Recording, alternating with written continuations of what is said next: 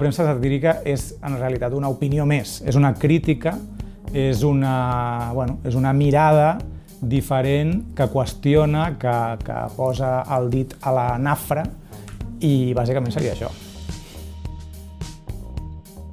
Nosaltres tenim la sort, crec que el problema dels límits de l'humor, jo crec que en realitat, com en qualsevol art o literatura, límits no n'hi ha d'haver. Simplement respon més als problemes que sorgeixen amb l'humor, responen més a les limitacions humanes del receptor i de l'emissor, que reacciona d'una manera molt visceral, gajes de l'oficio, no?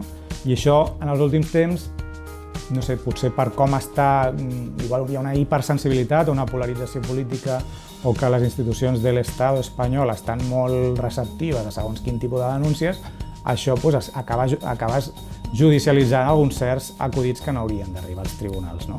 I aquest és el principal problema.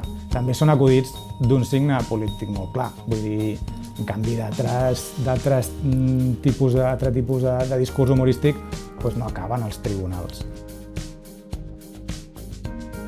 Recordem que es va condemnar el dibuixant i el guionista d'aquella portada, Guillermo Torres i Manuel Fondevila. Se'ls va acusar en un judici molt pim-pam on no es van poder defensar gaire. I això jo crec que va assentar una mica com un cert precedent de lo que no ha de fer la justícia. Això al final va resultar en una campanya de màrqueting pel Jueves que mai haguéssim pogut pagar, un efecto Streisand, això que se'n diu ara, de manual, i la capçalera va sortir reforçada.